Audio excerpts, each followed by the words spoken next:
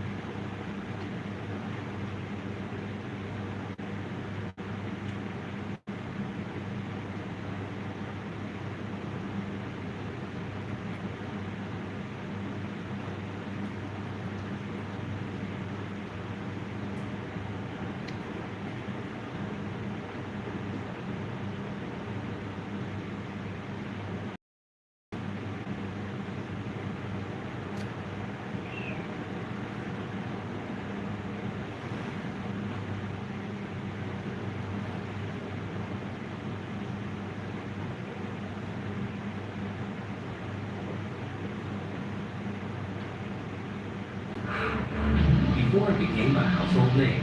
Back then, it was just a no-go. And the Sony execs were like, we are not a toy company.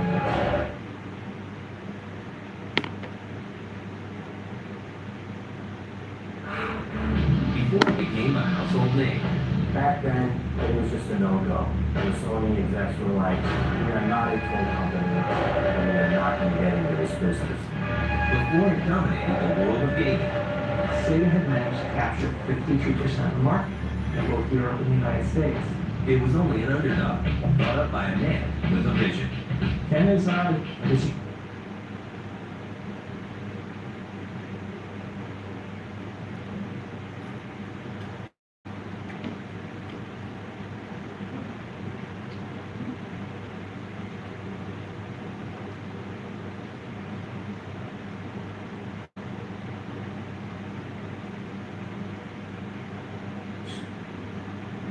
This is 260 million project. Useless.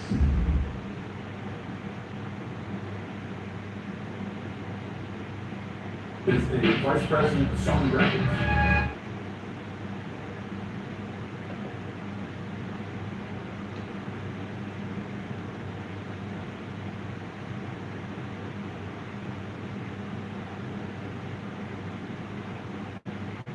What happened?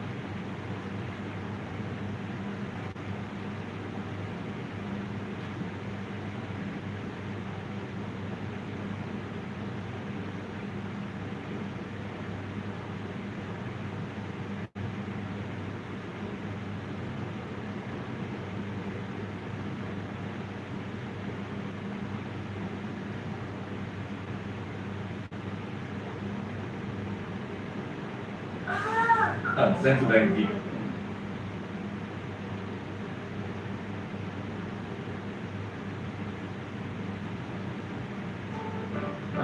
Dapat mag-ingat sa usok. Ma'am, ang order mo for pinadapan. Sa dat. With NBA 2K26 inching ever closer to its release date, fans of Visual Concepts' take on the basketball franchise are gearing up to get back on the court to shoot hoops with the sport's legends while crafting their own path to greatness.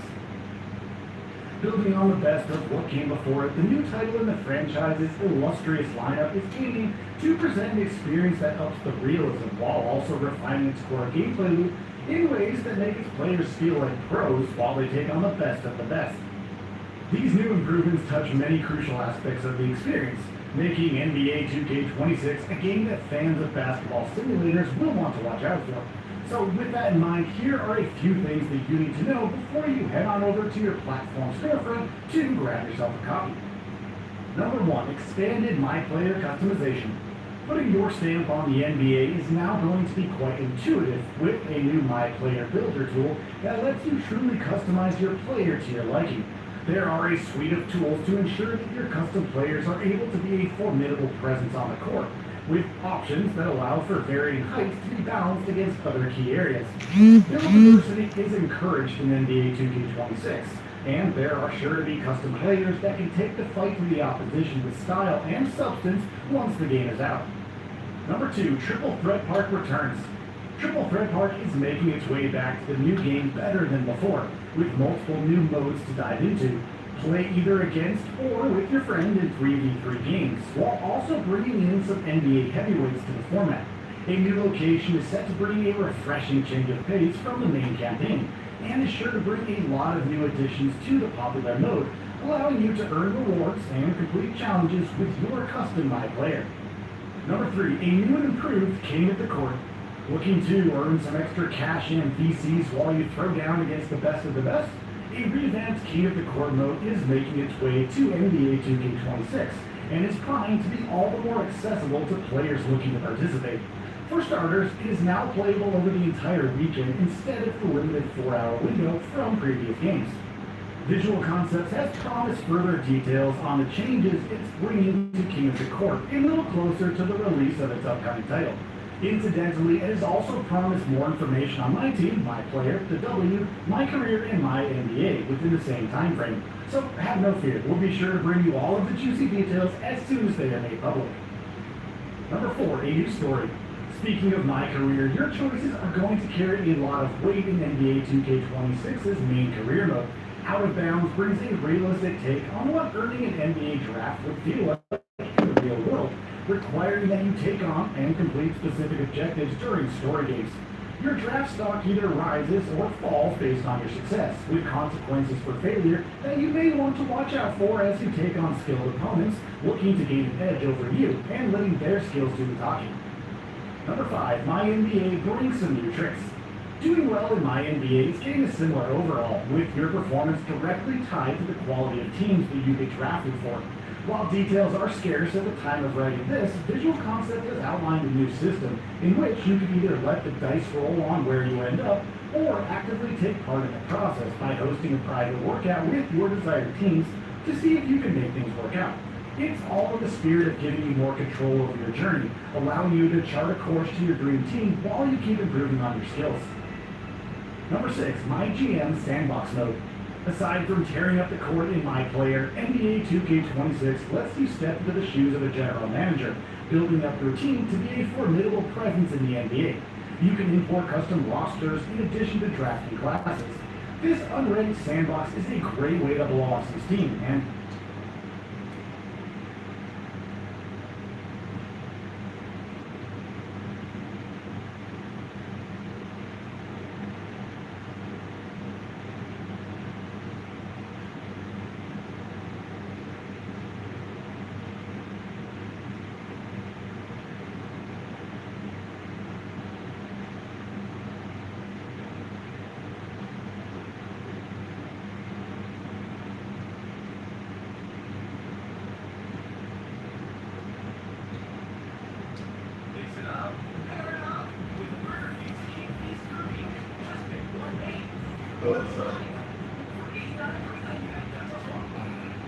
These incredibly fast certification process would last no more than 2 weeks.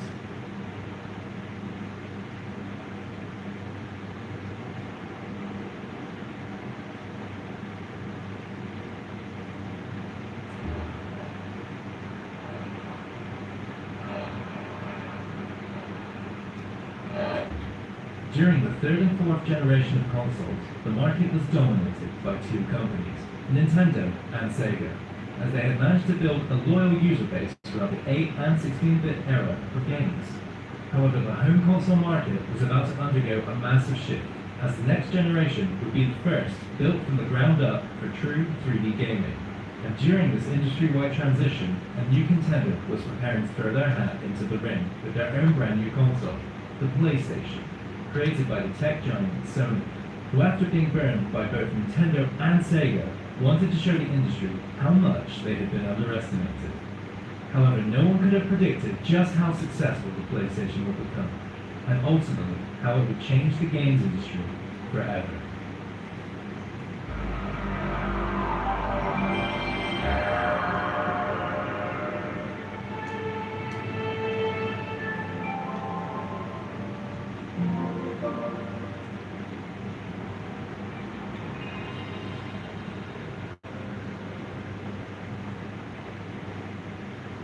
During the fourth generation of consoles, Nintendo and Sega were competing for market dominance, after both their 16-bit machines managed to sell successfully. However, there was a bitter debate amongst gamers about which console was superior. The Sega Mega Drive, or Genesis as it's known in America, touted a faster CPU clock speed as one of its unique selling points. However, while the Super Nintendo CPU was slower, it had a host of other features to help it stand apart from the competition. Its higher resolution, wider color range, Super FX chip, and Mode 7 graphics scaler all made a good case for Nintendo's superiority. However, there was one area where Nintendo's lead was irrefutable: its sound. The earlier generation of consoles had gotten by with more basic audio processing.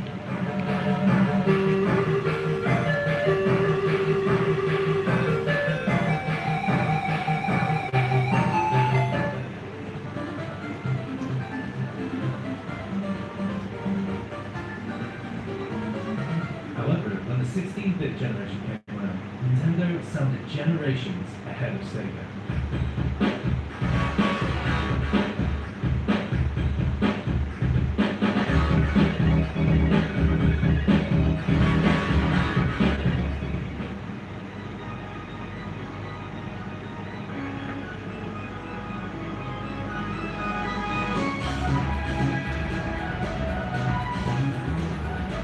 The Mega Drive had its own distinctive sound, which was a bit more tinny and harsh when compared to the smooth dynamic sounds of the Super Nintendo, which had 8 times the audio RAM and 2 extra channels when compared to the Mega Drive.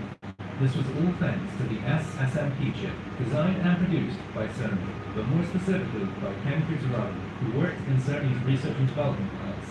Kutaragi was responsible for Sony and Nintendo forming this working relationship, as he saw the potential of the medium and jumped at the chance to work with Nintendo, despite the fact that Sony was keen to stay out of the games industry. Sony was well known for creating high-end consumer electronics, such as televisions, radios, home stereos, and the innovative personal cassette player, the Walkman. Sony feared that working on a games console could damage their reputation, as the games industry was still relatively new, and many saw it as a children's toy and a passing fad. Sony's aversion to gaming was so strong that Kutaragi allegedly brokered the deal and developed the chip in secret, and when his superiors discovered what he'd been working on, they were furious. However, Kutaragi convinced them to allow the deal to continue, as a good working relationship with the games companies such as Nintendo could be useful in the future, and Nintendo had been very impressed with their work so far. So the two companies struck a deal. Nintendo would use Sony's audio chip, and Sony would be able to develop a disc-based add-on for the Super Nintendo, dubbed the SNES CD, similar in concept to the Famicom Disk System, previously produced by Nintendo. In addition to the add-on, Sony would also be allowed to produce a standalone console that would be compatible with Super Nintendo cartridges and also be able to play compact discs, a format that Sony had co-created with Philips in 1982 that offered much greater storage capacity and higher fidelity audio. This standalone console was dubbed the PlayStation and would serve as a starting point for Sony entering into the gaming industry. Kutaragi wanted to expand Nintendo's popular Super Nintendo console with the CD drive add-on, boosting the system with significant processing power and speed, as well as superior sound and storage. After the launch of the Super Nintendo, development on the SNES CD and the PlayStation began. However, during negotiations, Shout out kay Ken Hope. started to arise, as Nintendo was incredibly concerned about piracy and wanted the Super CD to have its own proprietary format, the Super Disc, rather than the standard CD-ROM. The Super Disc was designed to be a smaller mini-disc within the plastic housing, which featured a region lockout chip on the disc, making it incredibly difficult to replicate compared to standard CDs, as rewritable CDs and CD burners were becoming more widely available. However, Sony was keen not to go down this route and proposed instead putting the lockout feature on the disk drive itself, but Nintendo refused to compromise on the issue. As negotiations continued, the relationship between the two companies became strained over time, which would only get worse when Nintendo would discover that Sony had an ace up their sleeve, an ace that Nintendo itself had inadvertently given them. During the initial negotiations back in 1988, Nintendo had agreed to give Sony the right to license all games for the Super CD, effectively giving Sony every penny that would be made of any game released for the add-on. Somehow, Nintendo had slipped up. As the deal stood, Nintendo would only make money from the sales of the hardware itself, while Sony would see continual income from all CD-based games, whilst building their own PlayStation brand off the back of the Super Nintendo. When they eventually realized how much this deal was tipped in favor of Sony, they knew something would have to be done, and quickly. As at the Consumer Electronics Show 1991, Sony announced their new console to the public, and laid out their plans for the PlayStation system, announcing that they would license it broadly to the software and game development industry, making it a much more accessible platform to release games on, maximizing their potential profits. Nintendo was keen to break out of this deal with Sony as soon as possible, so the following day at CES, they announced that they had decided to partner with Philips, the developers of the CDI, to develop their CD-based add-on instead of Sony. And also as part of the deal, some of Nintendo's original IPs would be allowed to appear on the Philips CDI. When Nintendo was questioned about backing out of their original deal with Sony, they commented, "Our engineers reached the conclusion that from a technical standpoint, it was better for Nintendo to work with Philips." Despite the threat of lawsuits, Nintendo insisted the Philips deal was moving forward, and that it didn't affect Sony's plans for the Super Nintendo PlayStation. Outraged, Sony's executives decided not to back out of the project and push forward. At the end of the meeting, planning litigation against Nintendo, Norio Oga, president of Sony, reportedly said, "We will never withdraw from this business. Keep going." However, eventually the deal between Nintendo and Sony was called off. Sony was determined not to let their work go to waste, so they decided perhaps it was time to build some bridges with Nintendo's rival, Sega. So Olaf Olafsson, Sony Electronic Publishing president, and Mikey Shuloff, president of Sony America, approached Tom Kalinske, the CEO of Sega America, and said, "Tom, we really don't like Nintendo, and you don't like Nintendo. We have this little studio in Santa Monica working on video games.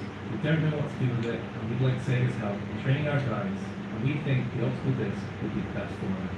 Kalinske agreed with the Sony executives and proposed a partnership to finance a small developer with digital pictures, who would go on to create Night Trap, Sewer Shark, and Supreme Warrior for the Mega Drive CD add-on for Sega CD. Both Sega and Sony agreed the future for consoles was a compact disc, and the next generation of consoles would have to use the latest format. And Sega was aware that their CD add-on was only scratching the surface of what the format was capable of. We had been working on the CD-ROM attachment for the Genesis, which we knew really wasn't adequate, but it taught us how to make games on this format. So Sega and Sony began to draw up specifications on a next-gen CD-based console. Then Olofsson, Shuloff, and Kalinske took these specifications to Japan and presented them to Ken Kutaragi, who loved the idea and proposed that Sega and Sony could work together on this console, stating, "As we all lose money on hardware, let's jointly market a single system, the Sega/Sony hardware system, and whatever loss we make, we split that loss." The idea made sense to Kalinske, so we took the concept to Sega of Japan, where it was quickly shot down. They said, "That's a stupid idea. Sony doesn't know how to make hardware.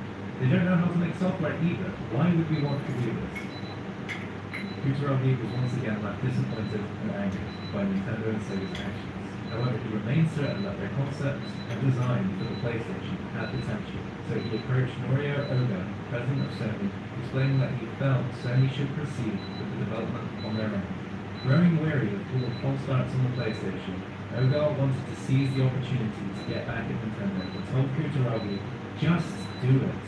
So Kutaragi moved his PlayStation team over to Sony Music, a separate entity within Sony, who had a reputation for attracting and nurturing talent.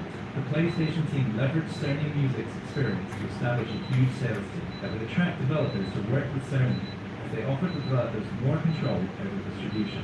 As previously, many had found the process of working with Sega and Nintendo had some difficulties, so with the PlayStation team positioned inside of Sony Music, It meant they had direct control of their disc pressing facilities, which in time would prove to be a key advantage for Sony, as previously Nintendo had been incredibly strict with distribution, and only Nintendo could manufacture and supply cartridges for their game, and they would even decide how many the developer could receive. When the PlayStation sales team presented their plans for distribution to game publishers and developers at a meeting in Tokyo in 1994, the response was electric. Finally, Japanese developers could have a say on how their games were sold, an area of business that was previously completely controlled by Nintendo. Publishers and game creators were attracted to Sony's incredibly fast certification process. It would last no more than 2 weeks, compared to the months it would take with Sega and Nintendo. Sony would also offer far more reasonable royalty rates. Another advantage to releasing on the PlayStation was that Sony did not yet have its own first-party games in development, meaning that there was less competition on the system, and developers had a decent chance for their games to stand out or even become the new flagship franchise for the system. Sony had found a gap in Nintendo's armor, and they weren't hesitating to make the most of the opportunity. They managed to draw in numerous big developers to come over, including EA, Namco, and Squaresoft. Hype around the PlayStation was building, and it seemed like the scrappy newcomer was about to give the old guard a run for their money. However, many were still wondering what this console and its games would actually look like.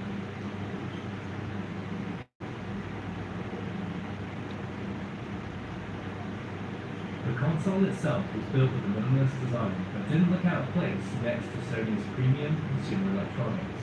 It aimed for a more mature look, as Kudaragi's vision for the PlayStation was to break the stigma of consoles being toys for kids, and wanted a console that could be enjoyed by all ages. The controller was designed to be accessible and familiar to players, building on the standard conventions that players had become accustomed to, whilst also having its own personality. Its primary influence was the SNES controller. The Super NES was a huge hit at the time, and naturally we wanted SNES gamers to upgrade to the Pi system. That's why the management department didn't want the controller to be a radical departure. They said it had to be a standard type of design, or gamers wouldn't accept it. Both have 4 face buttons, start, select, and a D-pad. However, the PlayStation added 2 additional shoulder buttons. Also, the design team decided to change the lettered buttons, popularized by Nintendo, and opted to instead use symbols that would more easily translate across languages, and each symbol had an intended use. We wanted something simple to remember, which is why we went with icons for symbols. I gave each symbol a meaning and a color. The triangle refers to viewpoint. I had it represent one's head or direction, and made it green. Square refers to a piece of paper. I had it to represent menus or documents, and made it pink. The circle and X represent yes or no decision making. I made them red and blue respectively.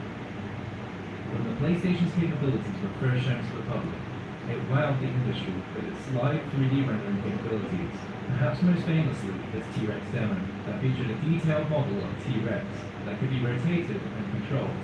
When developing the PlayStation, Kutaragi was aiming to balance the conflicting goals of high performance, low cost, and being easy to program for. Whilst the Sega Saturn was on paper the more powerful console, and was capable of some impressive visuals, the system's architecture was overly complex and hard to develop for, so the PlayStation opted for simplicity, making it easier for developers to optimize their games, often resulting in the PlayStation version being superior.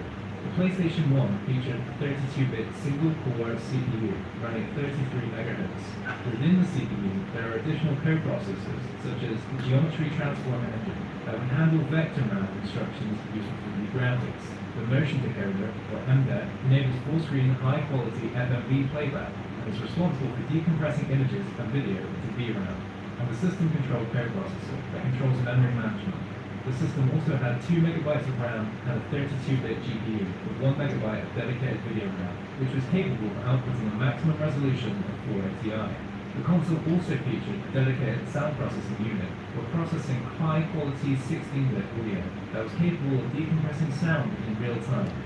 It also featured an optical disk drive that was capable of playing audio CDs as well as PlayStation game discs that could store up to 650 MB of data, which was a massive upgrade over the typical cartridge size, allowing more space for higher quality audio and full motion video. The PlayStation game discs themselves featured a black underside, which Sony claimed was a form of copy protection. However, the black plastic used was transparent to any infrared laser and did not itself pose an obstacle to duplicators or computer CD drives, although it may have helped consumers to distinguish between unofficial copies and genuine official games.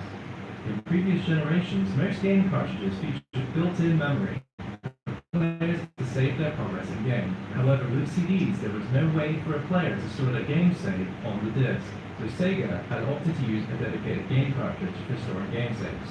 Sony followed suit, but made this solution a bit more elegant with memory cards, with small proprietary cards that would be easier to transport, so players could take their saves to their friend's house and even copy it to their friend's memory card. Nintendo and Sega had a huge share of the gaming market, and die-hard fans were eagerly awaiting their 3D console debut. So Sony was doing their best to turn heads and win over consumers and developers. But with the PlayStation set to launch alongside the Saturn, have they done enough to make the PlayStation a success?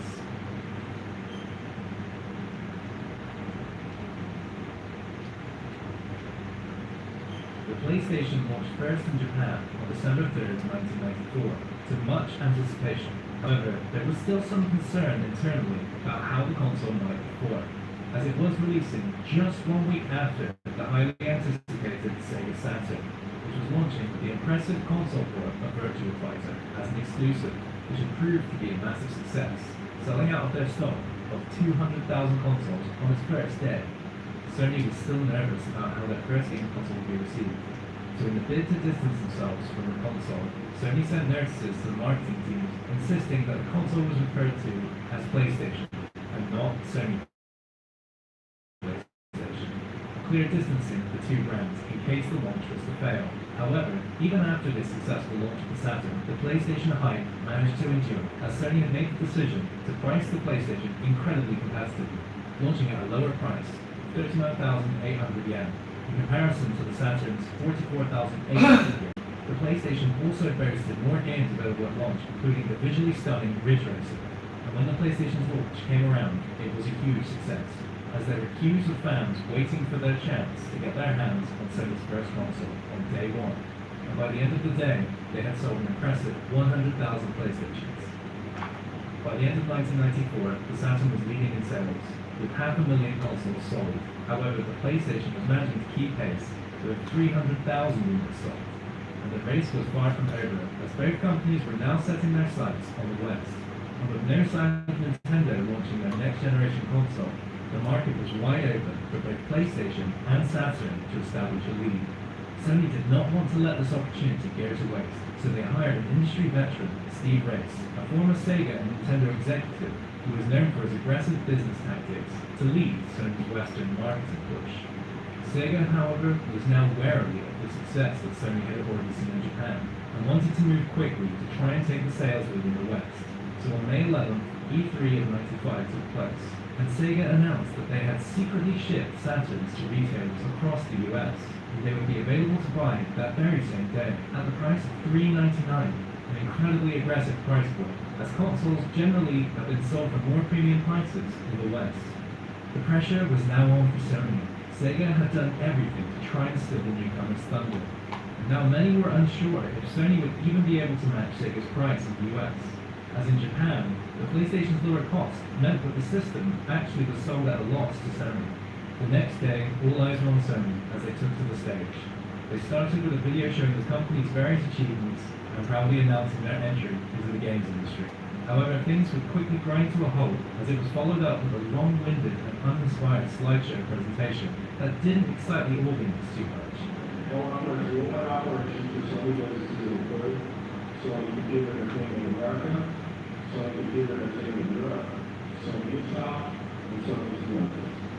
He also oversees sales and marketing operations for Sony's CD-ROM manufacturing business. Many wondered why, after the Saturn's impressive showing, Sony would be so content to seemingly waste people's time. However, it would quickly become clear that Sony had been planning something, and they were about to play their hand as Steve Race took to the stage for an announcement that would change everything. $299.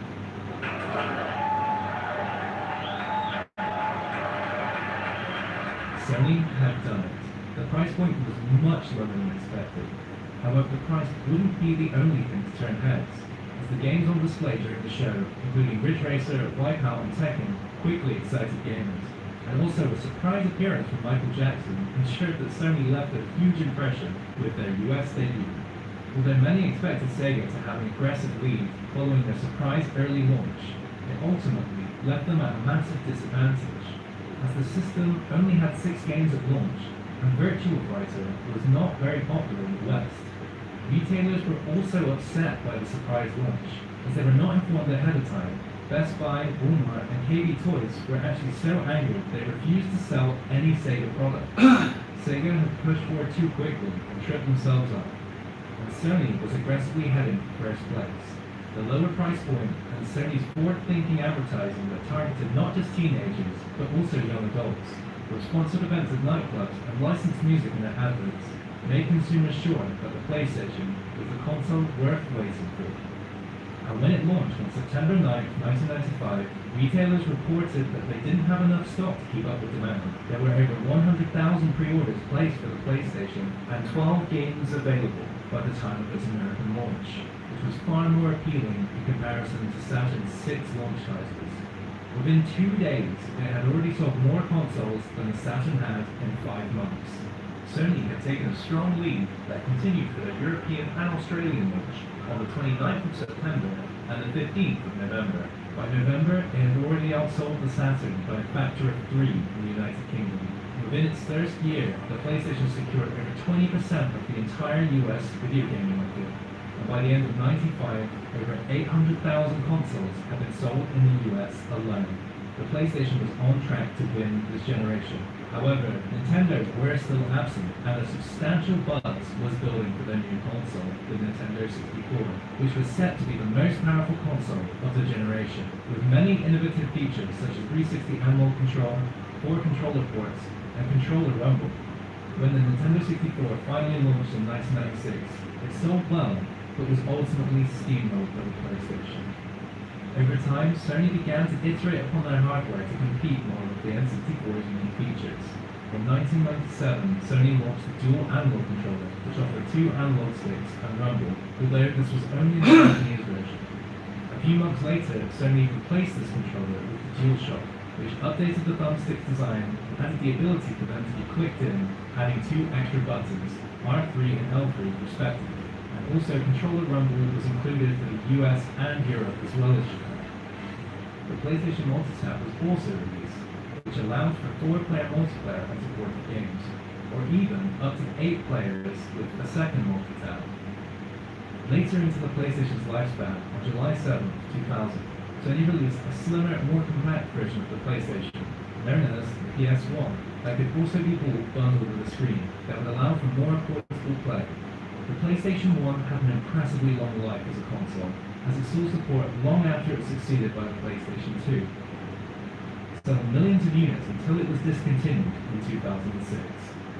The PlayStation absolutely dominated the 5th generation of consoles, shipping a massive 102.49 million units, and to date, the PlayStation 1 is the 5th best-selling console of all time. Whilst the hardware and pricing was a huge part of the console's success, ultimately a console is defined by its games, and PlayStation offered up a massive lineup of diverse games, some of which would go on to become landmark titles in gaming history.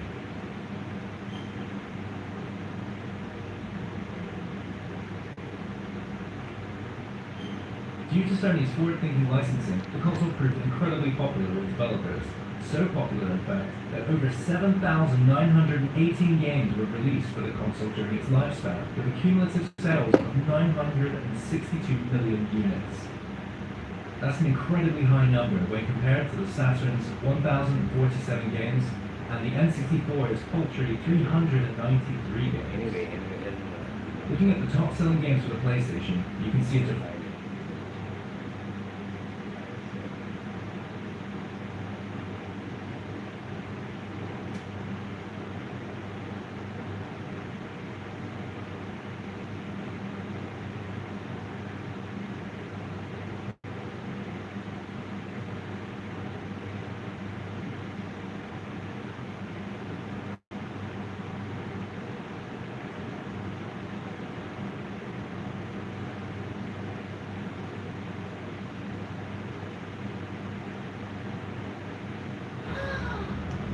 Panoorin natin yung lubog sa Kiwalya. Dalawa pa. Dokumentaryo ng ABS-CBN. Buti ko, walang tinatago. Matthew. This is 260 million project. Useless. Ang hirap din talaga dito sa dapat kontrapro. Ang hirap maghanap ng ebidensya. Ano nakalimutan ko ng maleta na hindi mo gagayan pera para sa congressman. Criminal. Mga hayop ko mga tao, yung tao ko na. Ang sinungaling ay asawa ng pagkaraw. Mahiyak naman kayo. Panoorin natin ito guys, yung dokumentaryo ng ABS.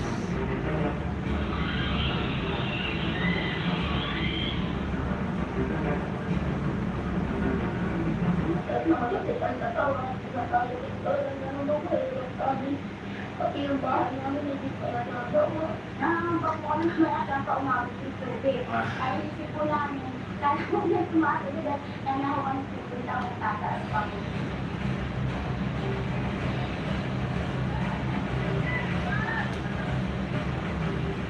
I'm not disappointed, I'm angry.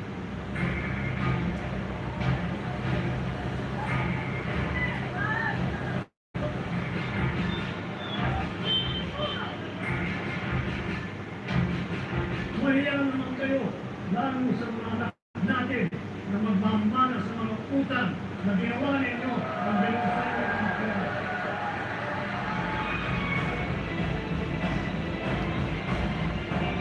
Let's watch the documentary guys. Documentary of ABS-CBN. Let's watch.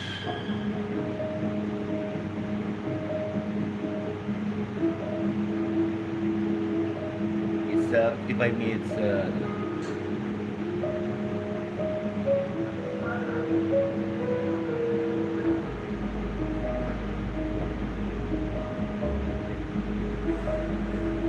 Sabi, ito kayo po paano nandang hindi ko namin nagkakatasan ang napili. Ito ang unang beses sa loob ng higit isang buwan na natuyo ang baha sa loob ng bahay ni Melinda sa barangay Tagumpay sa bayan ng Bari sa Laguna. Binubuhos niya ang natitirang lakas para linisin ito sa pag-asang dito na muling maninirahan ang kanyang pamilya.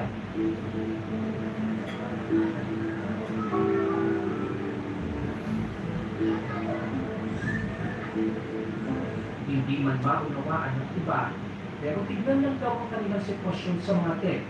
Siya na mararamdaman, hindi biro ang tumira ng matagal sa evacuation center. Sa evacuation po, isa lang po ang aming CR. Minsan po nagkakasalo sa hotel, nagtitiis na lang po. Talagang wala po kami magagawa sa hirap talaga. Noon po kami nakadanas po ng kami inabot ang 6 na buwan dito. Kami po nagpasko sa evacuation po. Ay gaan po kahirap yun. Pumapatak na lang po ang aming luha dahil nasa evacuation kami. Wala kami sa sariling kakanan. Pero ang bahay niya parang isla sa barangay. Ang nakapalibot na tubig, makati, marumi, masamsam. Taon na lang yung kami dito. Kaya panandalian lang natuyo ang kanyang mga paa. Tuwing may kailangan kasing bilhin, walang magagawa kundi lumusog. Hindi madaling magdakad sa kalsadang hindi mo nakikita. Ang bawat hakbang, kailangan maingat dahil sa bigas. Kung may kuting po siya, nanilitin. Dito po ulit. Pag lumusog po kayo ang kapit, lalo na po, hindi po pwede kayo lumusog na magsuga. Very kapit po kami. Kaya, nagtipit ka na po ulit. Imbahin ako. So, imbahin. At may namang natay ko mga kahit.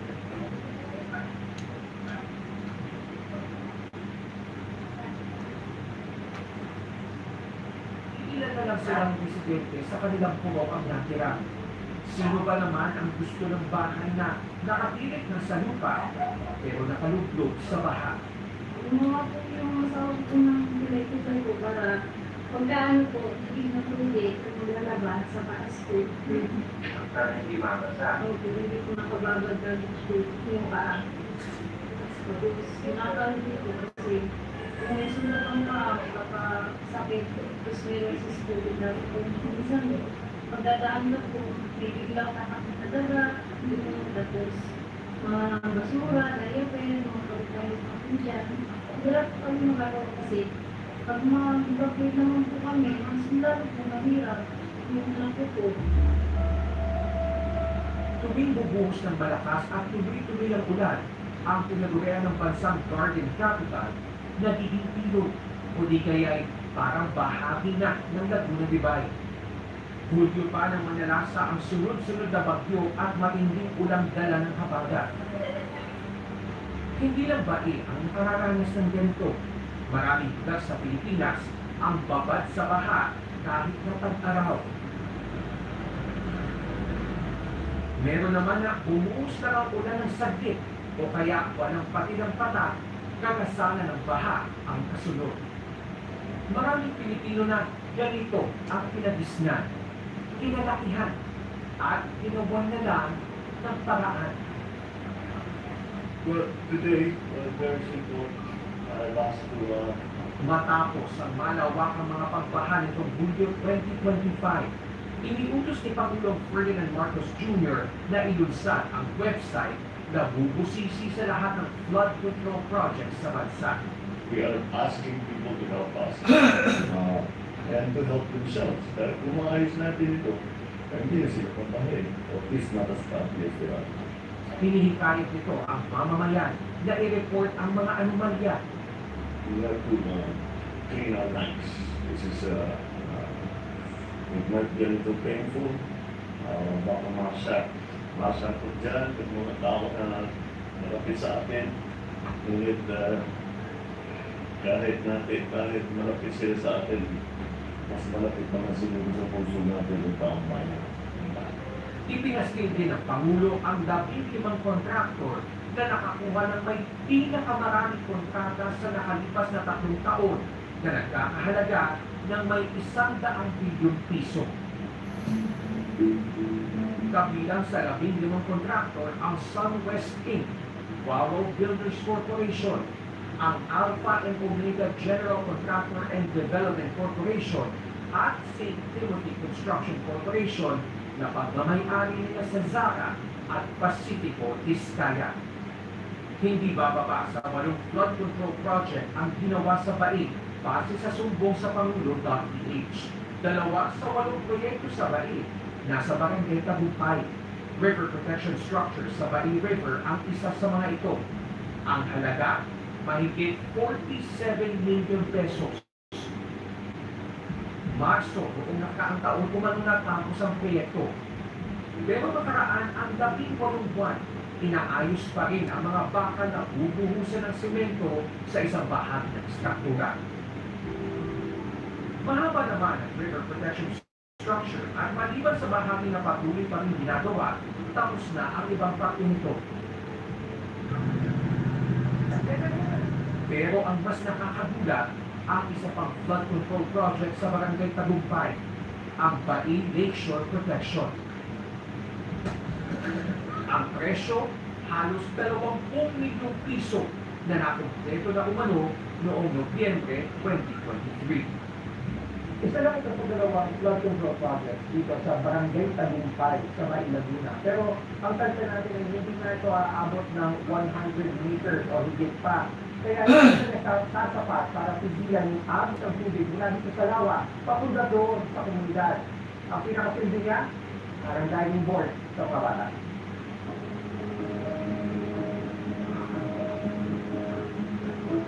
Mismong kapitan ng Barangay Tagumpay, hindi makita ang halaga ng proyekto.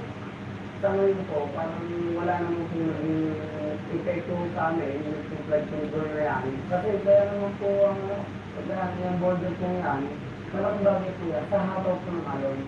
Pero sasabihin po para mapigilan po ang pagbaha po dito sa barangay Tagumpay, hindi mo yung solution. Magkapantay ang Laguna de Bay at Barangay Tagumpay. Kaya tuwing may bagyo at malaki ang amin ng lawa, humahampas ito sa barangay. Isa ito sa dahilan ng pagbaha sa pinakamababang purok dito. Ang lakeshore protection ang nakikitang solusyon para maiwasan ito.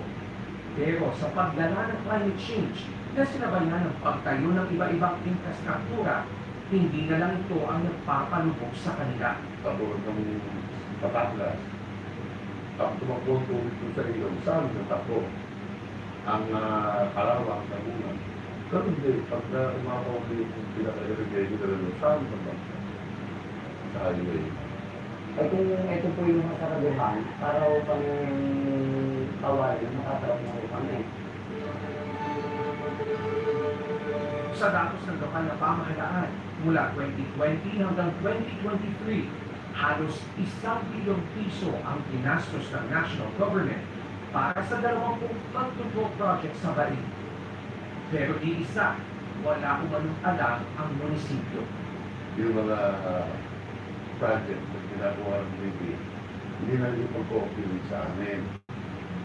So, minsan, sasakan yung mga spillway, lalo ng tubig, masasaka na. So, ako nag-cooperate pa sa LGU, may tutulog lang ito. Ang tamang ko, papunta sila dapat, kung sasaka pa yan, hindi. Yung mga pwede na ito, Hindi namin pinagdap. Bahala ko. Wala kami access in the first place. Kaya yung project, hindi namin alam. Kung tutuusin, kaligtingan lang ng bansa ang Barin. Pero ang hamon sa bayang ito ay siyang sakit na initinda ng buong Pilipinas. Bilang tugon sana sa pagbaha ng higit 9,800 flood control projects mula 2022 hanggang 2025. Hindi biro ang pondong inilalaan dito taon-taon. Bilyong-bilyong piso. Pero ang tanong, nagiging epektibo ba ang mga ito? O katulad lang din sa Barin? Base sa datos ng Malacanang, Bulacan ang nakatanggap ng pinakamaraming flood control project sa mga nasabing taon. Sinundan ito ng Cebu, Isabela, Pangasinan at Pampanga. Sa kabila ng dumudugong pondo na binubuhos ng gobyerno sa mga flood control projects taon-taon, palala pa rin ng palala ang dinadanas ng mga Pilipino tuwing may masamang panahon. Kung hindi kasi natapos ang proyekto, may ilang substandard ng kalidad. Yung iba naman, wala talaga naumpisahan. Wala kaming mawala.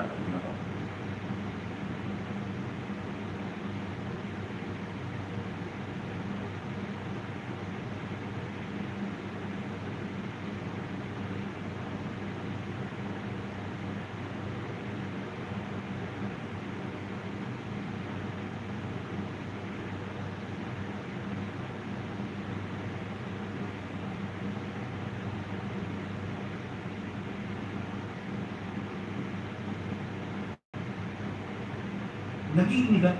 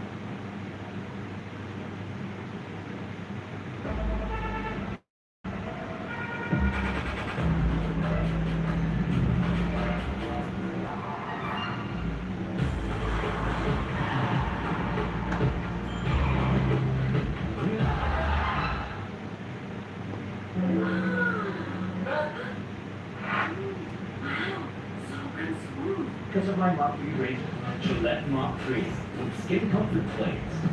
Para sa suwabing ahit at smooth skin, Gillette Mach 3.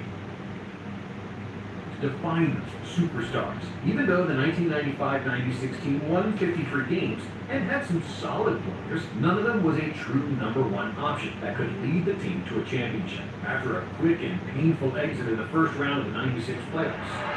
Houston takes out Los Angeles 3-1. The president of basketball operations, Jerry West, knew that he needed to make a big splash. And 3 days before the Lakers ended their season, a brash 17-year-old high school kid held one of the most famous press conferences in basketball history.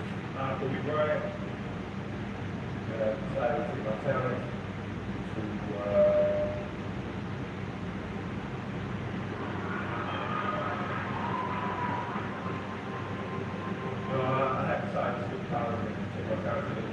At the time, Jerry West didn't know much about Bryant, despite Kobe being the best high school player in the country and scoring a $48 million endorsement deal with Adidas. But when Kobe worked out for the Lakers and destroyed former Defensive Player of the Year Michael Cooper, Jerry West quickly realized what all the other general managers did, that Kobe was the best player in a stacked '96 draft. To watch him work out, it was like ridiculous, okay? I mean, like a man playing against kindergarten people. That's how advanced he was. He was versatile, but he was a furious, ferocious defender. That's all he did. He wanted to compete. He was just a natural player who, when he was born, there was a heck of a lot of gold dust trouble on his and he did not disappoint. He played every night. You didn't have to ask him to play a lot. But the Lakers only had the 24th pick, and West knew he needed to move up in the draft to get Kobe. So he agreed to trade the beloved big man Vlade Divac to Charlotte, who had the 13th overall pick. The Charlotte Hornets select Kobe Bryant from Lower Merion High School in Pennsylvania. And after he got Kobe, West knew that he had an ace up his sleeve to negotiate with the biggest free agent on the market, Shaquille O'Neal. Shaq was never supposed to become available, and all that the Orlando Magic had to do was to give him a $115 million maximum extension. But the Magic decided to lowball O'Neal, offering him a measly $54 million, explaining how they needed to save money to keep Penny Hardaway. On top of that, the Orlando Sentinel organized a poll where 91% of their readers voted that Shaq didn't deserve a max extension. After those two insults from his team and the city, O'Neal had made up his mind. Even though the Magic eventually offered him $115 million, it was too late. So Jerry West swooped in and offered Shaq the biggest contract in basketball history at the time, $120 million over 7 years. Money and the lure of Hollywood were an offer that Shaq couldn't refuse. And because West also drafted Derek Fisher with the 24th pick, the 1996 offseason was arguably the greatest yield for any general manager in NBA history. But even though everything looked good on paper, in reality, things weren't as peachy. At the start of training camp, everybody had to introduce themselves. And it was Kobe's turn. He said this: "Yo, I'm Kobe Bryant. I'm from PA. I went to Lower Merion High School and dominated everything. I just want you all to know, nobody's going to punk me. I'm not going to let anyone in the NBA punk me. So be warned." Clearly, he was no ordinary rookie. But when the season started, Kobe was coming off the bench, mainly because he wasn't willing to give up the ball, ever.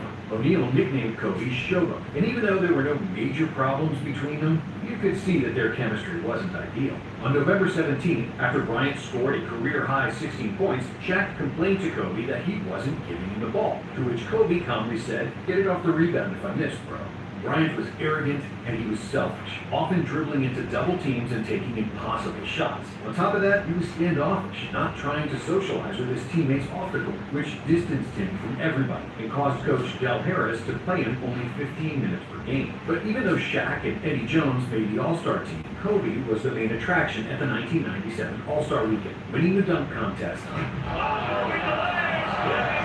and leading all players in scoring at the rookie-sophomore game. However, despite Kobe's youth and Shaq missing 31 games due to injury, the Lakers still won 56 games and finished with the 4th seed in the West. They easily dispatched the Blazers in the first round, behind 33 points and 9 rebounds per game from O'Neal. But in the second round, Shaq was slowed down by Utah's big men Greg Ostertag and Karl Malone, and he only averaged 22 points in the series. After 4 games, Utah had a 3-1 lead, but in Game 5, the Lakers had a chance to win and extend the series. And then, with 2 minutes left, Shaq fouled out, and the Lakers needed somebody to step up. He just fouled out Malone, and O'Neal was gone. Unless they do conversion, he just fouled out. In the final possession, with the game tied, Kobe took the ball and fired an air ball. Kobe Bryant will take an 18-year-old rookie, short. So the game went into overtime. In the extra period, Bryant had 3 more shots that could have turned the game in the Lakers' favor, but all 3 didn't even touch the rim. Kansas to get close to foul. Bryant for the tie. Another There probably wasn't a single game in NBA history where a team shot 4 air balls in the clutch moments of a playoff game. But Kobe had ultimate belief in himself, and he showed zero regret in missing those shots that ended the Lakers' season. And even though the rest of the team was pissed at him, Shaq gave Bryant a big hug and provided words of encouragement. That's why when you told that, everybody talks about this air ball, so I wasn't mad at you.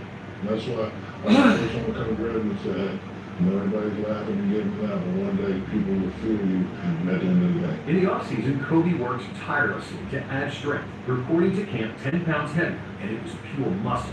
The Lakers also signed small forward Rick Fox along with Robert Horry, who joined the team a few months earlier. The Lakers had a well-rounded squad that aimed to go all the way.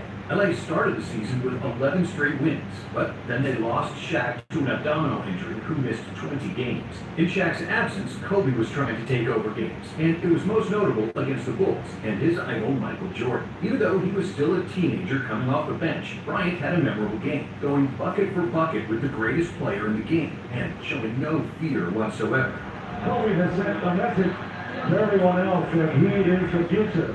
Jordan finished the game with 36 points, but Bryant wasn't far behind with 33. When Shaq returned, LA continued to win, and they had 4 players selected to the All-Star game: O'Neal, Jones, Van Exel, and Bryant, who was voted as a starter by the fans, despite not starting on his own team. Kobe thus became the youngest player ever to start in an All-Star game, and to this day, he's the only teenage All-Star in history. He's the youngest starter in NBA All-Star Game history. That guard from the Los Angeles Lakers, Kobe Bryant. In 1998, Kobe averaged 15 points per game in 26 minutes off the bench and finished second in voting for 6th Man of the Year, while Shaq averaged 28 points and 11 rebounds, finishing 4th in the MVP vote. The Lakers ended the regular season with 61 wins, just 1 win shy of the best record in the NBA. They got past the Blazers and the Sonics without major issues, losing just 2 games on their way to the conference finals against Utah. But against the Jazz, problems emerged.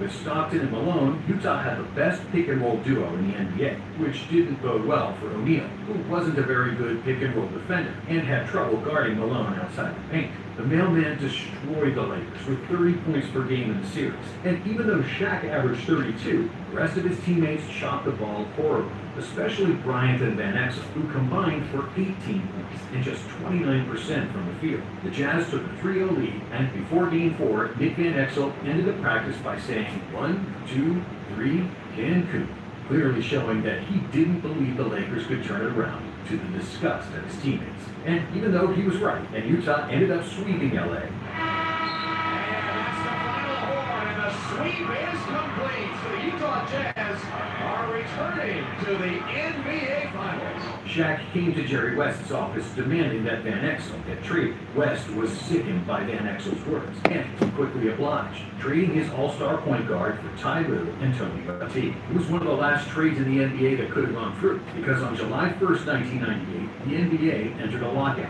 following a dispute over a collective bargaining agreement.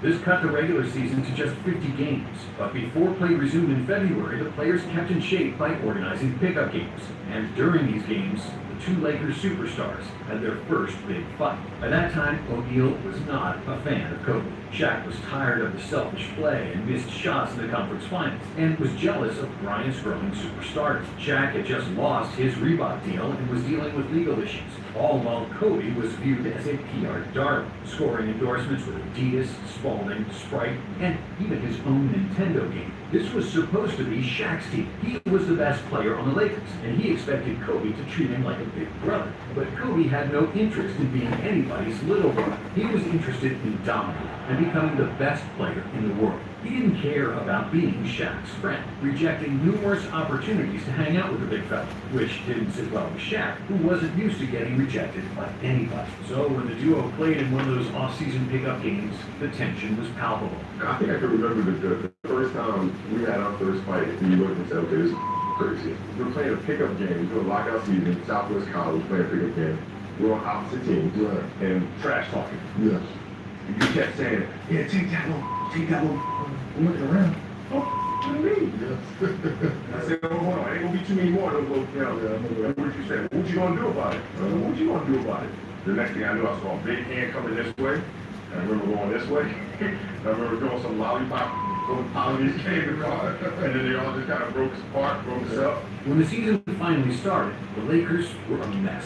Shaq and Kobe hated each other, and neither respected coach Del Harris. Even though Harris was an excellent X's and O coach, he didn't connect with his team on a personal level and couldn't deal with the turmoil between his two superstars. Kobe hated Harris for not giving him more playing time and trusting him with the ball. Shaq hated Harris for babying Kobe. After 12 games and a 6-6 record, it was clear that something had to change, and Jerry West was forced to fire Del Harris.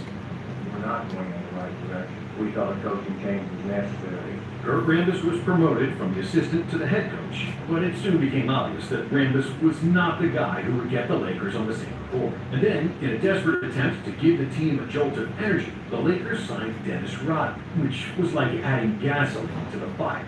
Rodman was 8 months removed from his last game with the Bulls, and he spent the lockout smoking, drinking, and partying with his new wife, Carmen Electra. Then, in his introductory press conference, Rodman burst into tears, showing what kind of an emotional wreck he was.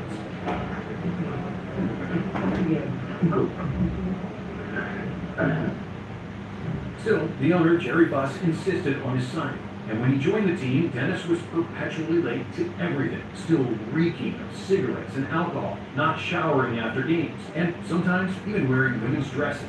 But against all odds, the Lakers started winning games. With Rodman playing, LA had a 17-6 record, and the Worm dominated the boards, as always, averaging 11 rebounds per game, despite playing just 28 minutes on average. Other than Rodman, the Lakers traded Eddie Jones for three-time All-Star Glenn Rice, which was another colossal mistake. Even though Rice was averaging 17 points per game and was a better shooter than Jones, he was useless without the ball and a horrible defender. According to the Lakers, 30 pounds heavier than he was during his All-Star years in Charlotte. On April 16th, with 10 games to go in the regular season, growing tired of his antics, the Lakers released Dennis Rodman, who ended up only playing 23 games for the team. LA finished the season with a 31-19 record, which was good enough for the 4th seed in the West. They defeated the old and equally dysfunctional Rockets team in the first round. Takes it into the lane, kicks it out to Kobe, and there's your exclamation point. The Rockets asked for time. The Lakers apparently are headed for San Antonio. But in the second round, they got swept by Tim Duncan and the Spurs,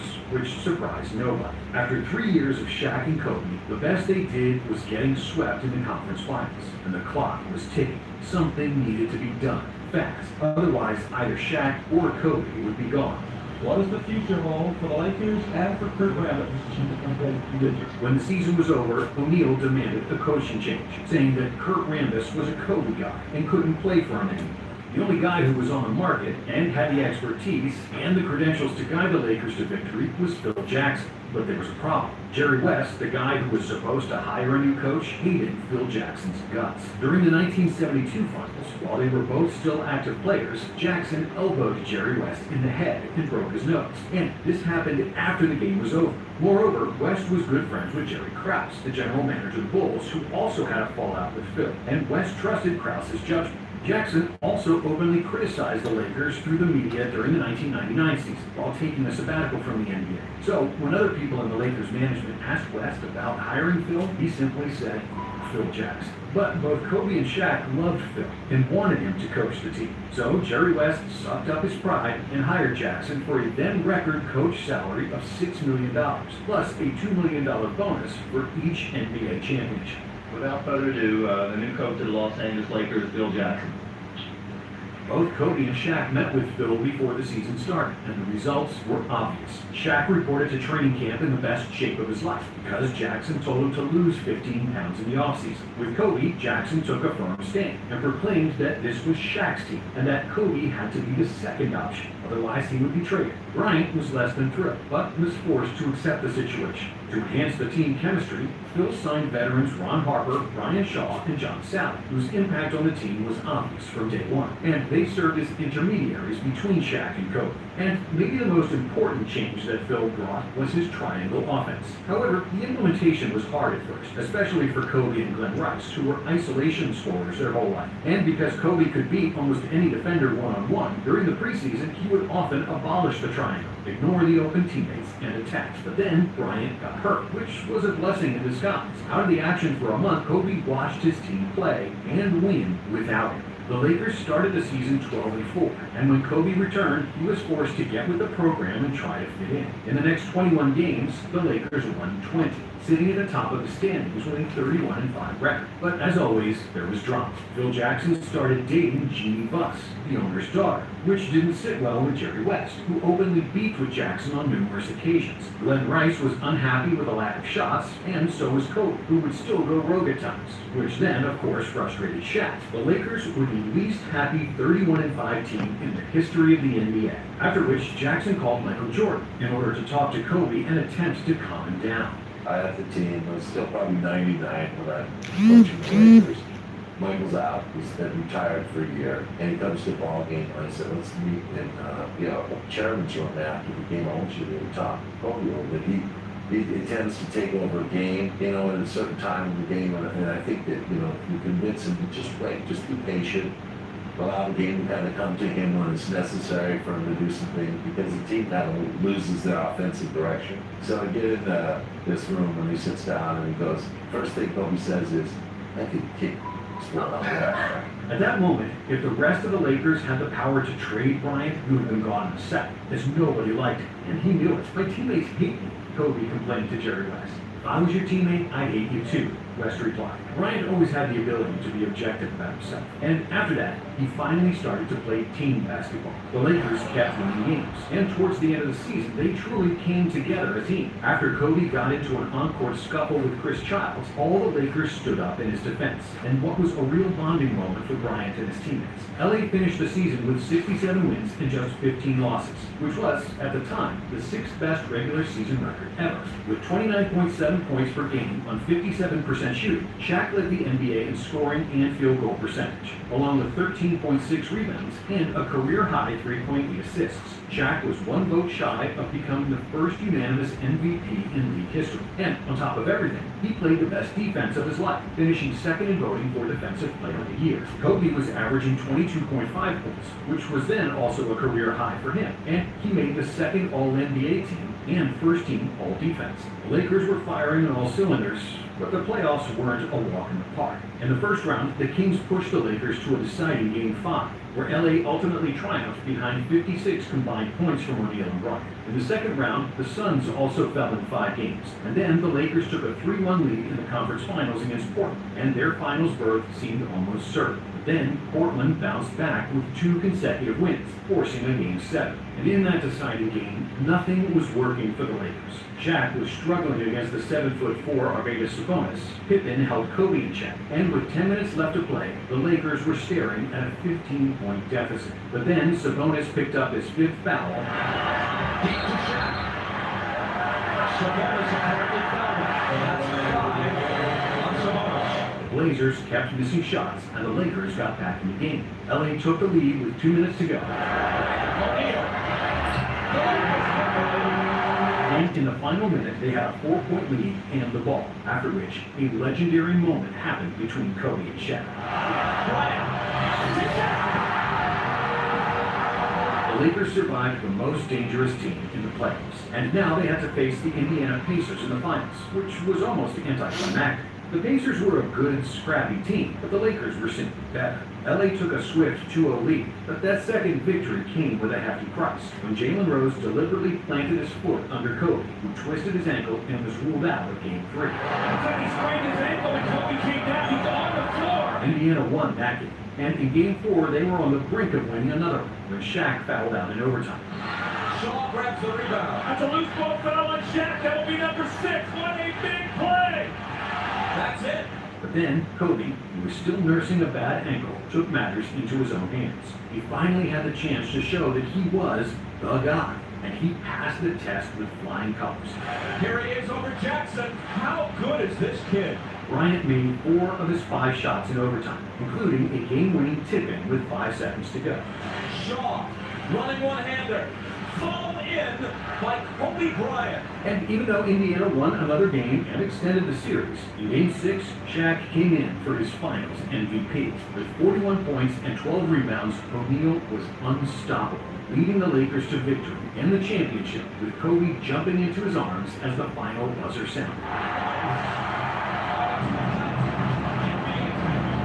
For the series, Shaq averaged an unreal 38 points, 16.7 rebounds, and 2.7 blocks, proving that he was the best player on the planet. And in Shaq's mind, that was enough. He spent the entire summer partying, drinking, and putting on weight. At the same time, Kobe kept working on his technique and getting stronger. And when the next season started, Jerry West left the team, John Sally retired, A.C. Green signed with Miami, and Glenn Rice was traded to New York for Horace Grant. The Lakers signed J.R. Ryder, who smoked a lot of weed, and was maybe more mentally unstable than Dennis Rodman, if that was even possible, but wasn't half as good of a player. To make things worse, Derek Fisher suffered a foot fracture and was out for 4 months. With key vets gone, the usual troubles showed their ugly heads. The Kobe and Shaq beef continued stronger than ever. Kobe believed Shaq was fat and lazy, while Shaq thought Kobe was a selfish brat who didn't want to be part of the team.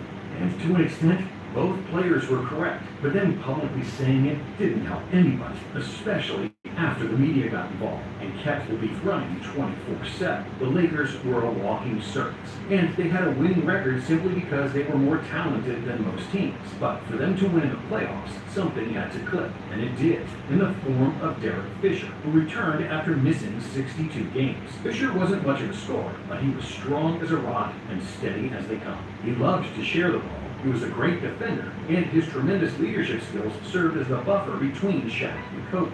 With Fish in the lineup, the Lakers finished the season on an 8-game win streak, peaking at the right time, just before the postseason. When the playoffs started, the Lakers were unstoppable. They swept the Blazers and the Kings, and in the conference finals against the Spurs, Kobe led LA to victories with 45 points in Game 1 and 28 in Game 2. It's easy when you have Kobe Bryant, the best player in the world, O'Neal said after going up 2-0. I don't know what else to say. I think he's the best player in the league.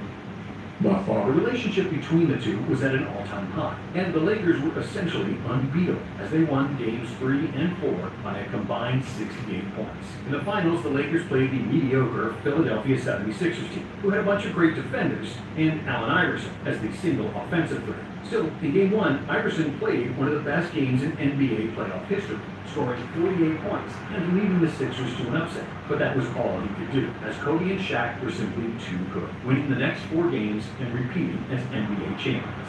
And the Los Angeles Lakers will make it a second straight NBA crown.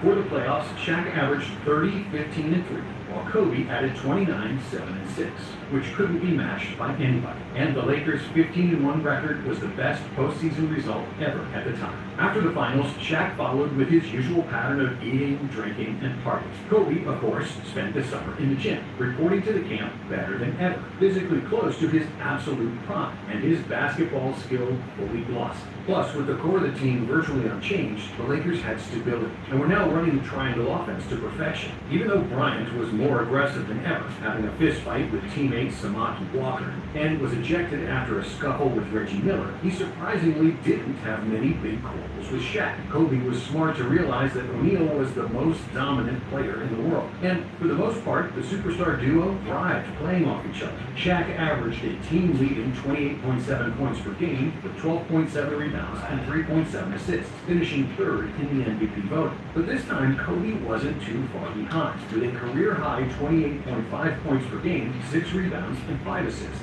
The Lakers won 58 games and easily got past the Blazers and the Spurs to reach the conference finals. The Lakers, the 2-time defending NBA champions, are headed once again to the Western Conference Finals today. But there they had to face the best team in the NBA, the Sacramento Kings. Led by 2 All-Stars in Chris Webber and sharpshooter Peja Stojakovic, the Kings played with the fastest pace in the league. They had 7 players scoring in double figures, and nobody could stop Sacramento's offense. It wasn't a surprise when the Kings took a 2-1 series lead, annihilating the Lakers in Game 3, leading by 26 points in the 4th quarter. The Lakers seemed to be in trouble, especially after falling behind 24 points in the 2nd quarter of Game 4.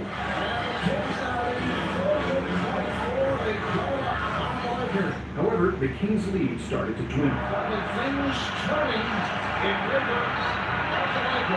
And with 11 seconds to go, they were up only 2. Bryant missed a potential game-tying shot, and so did Shaq, who botched the putback. All Vlade Divac had to do was grab the ball, and it would be all over. Instead, he punched the ball back to the 3-point line. right into the hands of a man they call Big Shot Bob. If Horry hadn't have made that shot, the series would be over, and the Lakers knew it. However, in Game 5, the Kings didn't roll over and collapse. When Shaq fouled out late in the game,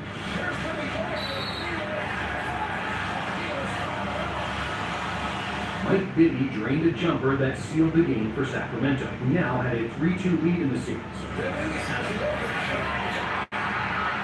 In Game 6, despite a heroic effort from Shaq and Kobe, who combined for 72 points, the Kings were still a better team, and they should have won the game and advanced to the finals. But they didn't, because the Lakers played with 3 extra guys in gray.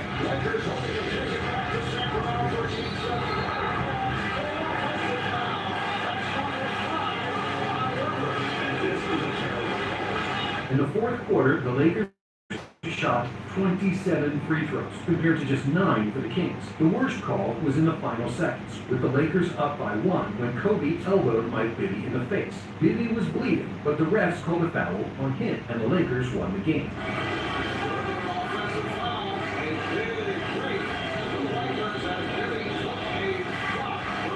In Game 7, there were 19 lead changes and 16 ties, and with 13 seconds remaining, LA was up by 1 point, and the best shooter in the series, Stojakovic, had a wide-open shot.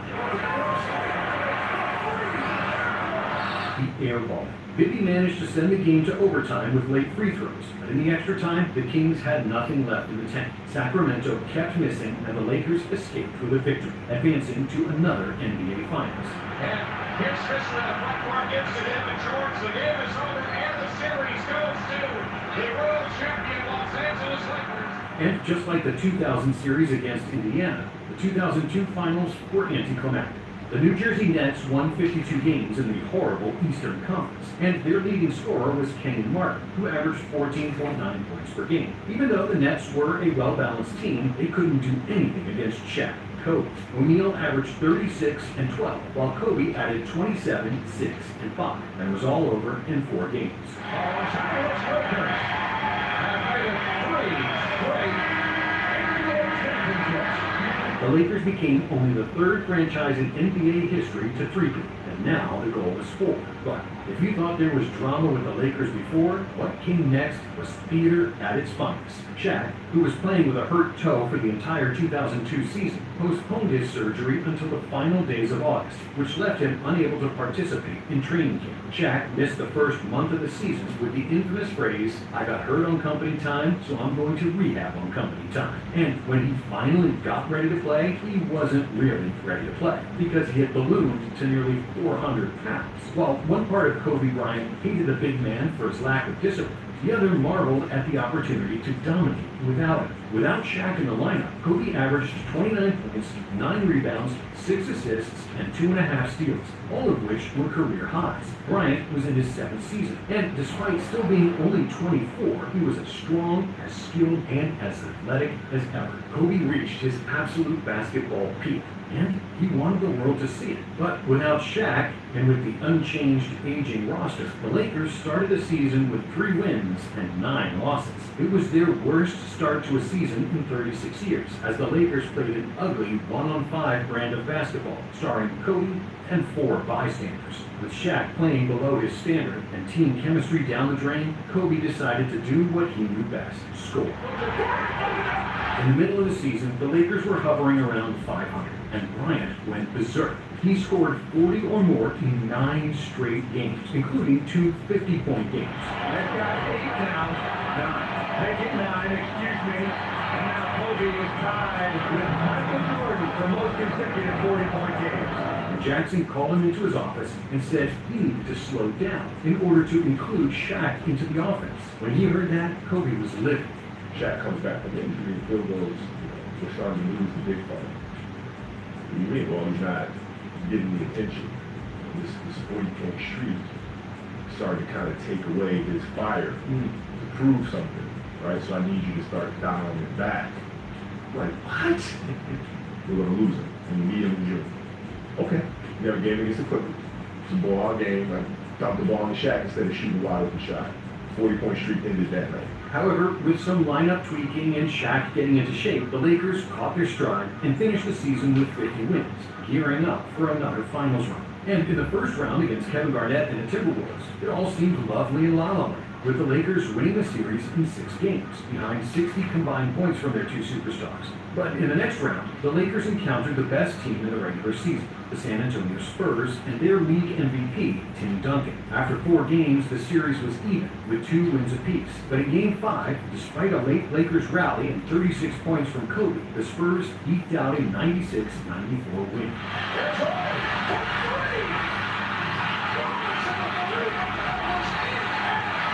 And in Game 6, a blowout.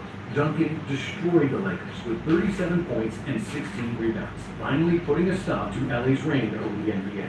The San Antonio Spurs are headed to the Western Conference Finals, and the Lakers' run at the top of the NBA is over. Following the season, Robert Horry signed with the Spurs, while Brian Shaw retired, and the Lakers replaced them with 2 superstars. I'd like to introduce to the city of Los Angeles, the newest Los Angeles Lakers, Gary Payton, Karl Malone. Thus forming the first modern super team. Payton and Malone came largely because of Shaq, who had been recruiting the 2 players for several months, and they both took big pay cuts to join the Lakers. And despite those additions making them instant title favorites, this season was the toughest of them all during the Shaq and Kobe era. And the biggest reason for that is what occurred 1 week before the addition of Payton and Malone. On June 30th, 2003, Kobe Bryant flew to Colorado for an arthroscopic surgery, which he organized without the Lakers' knowledge. Upon arriving in Colorado, Kobe had relations with the receptionist in the hotel where he was staying. On July 1st, the same receptionist had accused him of sexual assault, and on July 18th, he was formally charged. 1 day later, Kobe held the toughest press conference of his life, with his wife Vanessa by his side, admitting in front of the world that he cheated on her, but that he was innocent of the assault, and that everything was consensual. I'm sitting here in front of you guys, furious at myself for making a mistake of adultery. But I'm innocent. And together, my wife and I, my family, we're going to fight these false accusations. In the following months, media mayhem ensued over Kobe and the case in Colorado, and a lot of dirty laundry came out. The worst of all was Kobe saying that he should have done what Shaq does in these circumstances, just paid women not to say anything. When this information leaked, Shaq denied Kobe's claims, and any sort of relationship between them was now beyond salvation. Kobe missed the start of training camp, and when the reporters asked Shaq about Kobe and how does it feel not to have the full team there, O'Neal responded, "The full team is here." When Bryant finally showed up, he looked visibly shaky and not in the best shape because, for the first time in his life, basketball fell to second place.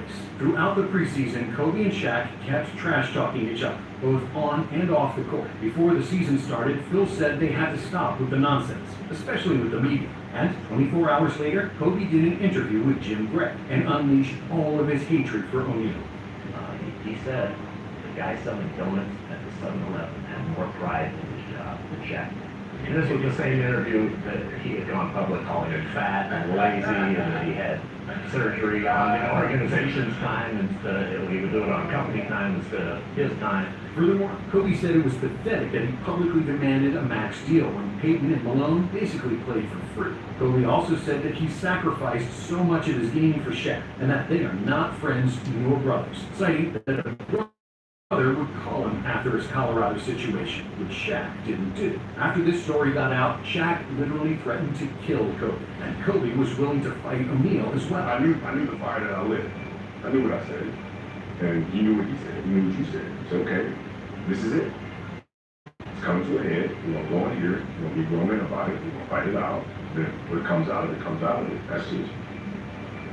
Just is what it is at that point. But then, Brian Shaw, who was now retired, but who always had an influence on both superstars, decided he needed to step in and calm everybody down. And with Bryant, Shaw was always direct. Kobe, you don't really interact with us. You know, at this point, he wasn't really, he kind of kept to himself. We always went out to have drinks, have dinner, go to a club or what have you, and Kobe would never go, right? Shaq always invited everybody over to his house for Thanksgiving, Christmas, you know, whatever it was. Kobe would never interact. But when the season finally started, the Lakers were so much more talented than the rest of the NBA that they marched to a 20-5 start. And then Karl Malone got injured and missed 40 games. Rick Fox missed 44, Shaq was out for 15 games, and Kobe, who was in and out of the lineup due to his trial, missed 17. Still, amid the life-altering situation that could have gotten him incarcerated and ended his career, Kobe's resilience was fascinating. When the Lakers played against Denver at home, Kobe spent the entire day in the courtroom. He flew back to Los Angeles and got to the arena in the second quarter, only to score a game-winning shot, after which he collapsed in the locker room and had to receive an IV.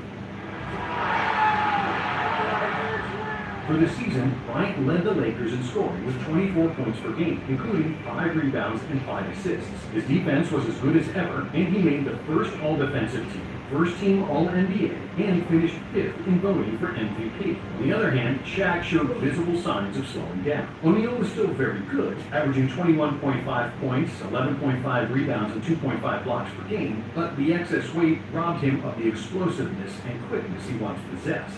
Gary Payton butchered the triangle offense, often playing off instinct, killing the spacing. And outside of Derek Fisher, the Lakers bench was extremely thin. But when the playoffs finally came, the Lakers had the number 2 seed, and their superstars were finally healthy. They got past the Rockets in 5 games and avenged the loss to the Spurs from the previous season, beating San Antonio in 6. In the conference finals, the Lakers played Minnesota with league MVP Kevin Garnett, but because they lost their point guard Sam Cassell, the Timberwolves couldn't beat the Lakers, who advanced to their 4th finals in 5 years. And in the finals against Detroit, many fans believed that the Pistons would get swept due to a lack of talent. But just like the Lakers themselves, they underestimated the Pistons, one of the best defensive teams of all time. In Game 1, Shaq dominated with 34 points on 13 for 16 shooting, as the Pistons chose not to double-team him and guard him exclusively with a 6'9" Ben Wallace. But because they weren't used to playing without their biggest advantage, getting open shots and cuts from O'Neal getting double, the rest of the Lakers struggled, especially Kobe. Bryant shot just 10 for 27, while the rest of the Lakers scored just 16 points total, and the Pistons won 87-75. The Lakers bounced back in Game 2 with 62 combined points from Bryant and O'Neal, but that would be their final win in the series. Detroit killed the Lakers with their full-court defense, and they forced Bryant into taking tough shots. And Kobe got baited in, taking 23 shots per game, but making just 38%, and a horrible 17% from 3. Because of an injury to Karl Malone and a disaster series from Gary Payton, the Lakers had no chance, and Detroit won the championship 4 games to 1. And the Detroit Pistons have just shocked the Los Angeles Lakers 187 to win the NBA title. Shortly after the Game 5 loss, Bryant sat across from a teammate and declared, "I ain't playing with that mother effer again." That mother effer was Shaquille O'Neal. Kobe was willing to move from LA and had already planned to request a trade when owner Jerry Buss traded Shaq to Miami, thus ending an 8-year partnership between O'Neal and Bryant. It was a wild ride, filled with controversy, but in the end, it worked, and Kobe and Shaq will always be remembered as the most dominant 1-2 punch in NBA history. Thank you for watching, and if you like this video, we have another one for you right here.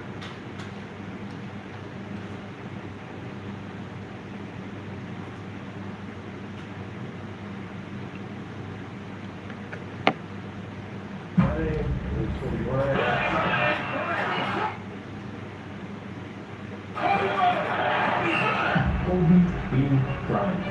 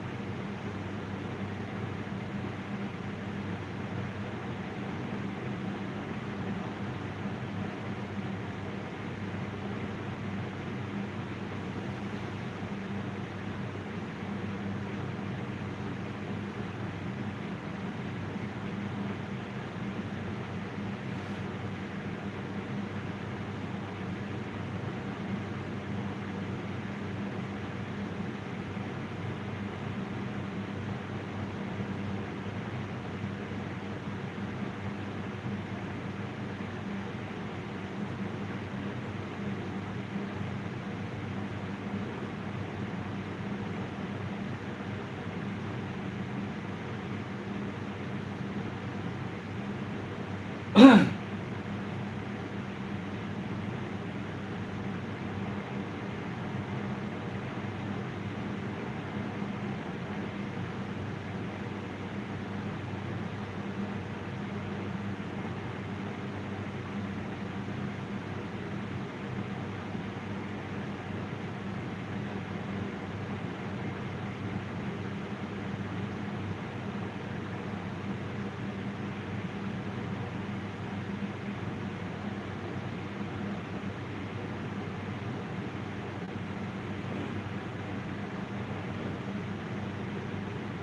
tao ba yan?